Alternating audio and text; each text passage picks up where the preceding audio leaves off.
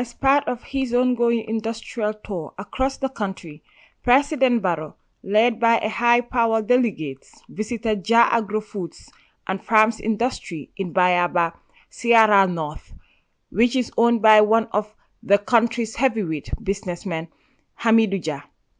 The 1,200 hectares meant for rice cultivation and vegetable growing aims to help the country in its quest to meet food self-sufficiency.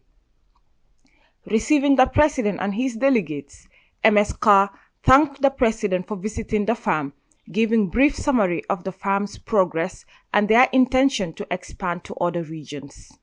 We are supposed to cultivate 600 hectares on vegetables like onions, corn, and potatoes. And the other 600 will be on other crops like rice.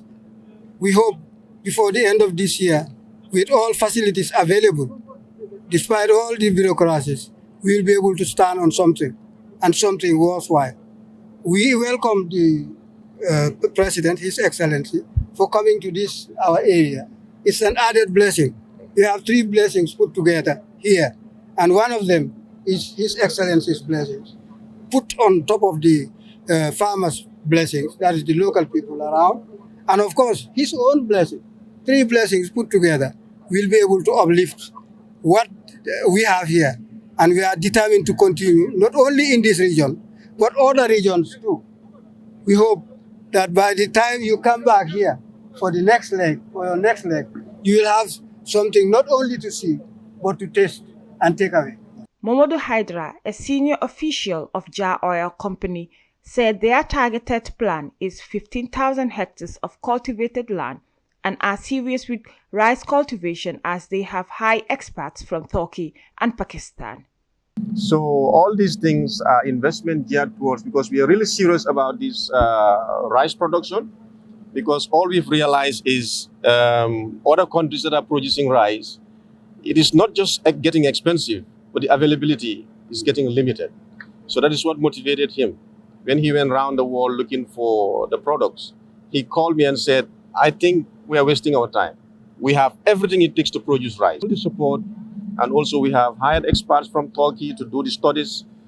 Pakistan also is here. They're staying with us now to do all the technical details of it, all those fine details, so that we can merge them some form, because they are also one of the largest producers of rice.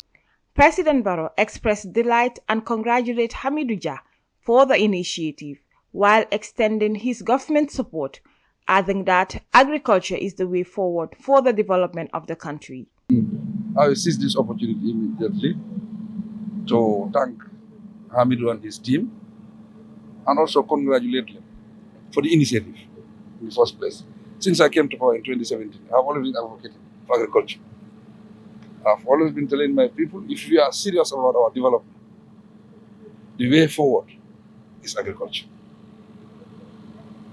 And as you mentioned, this is a matter of food security. And we should learn from COVID. When COVID came, it was a big problem. It interrupted the supply chain, and cost of living become very, very high. And if cost of living is high, it affects socially, it affects the community.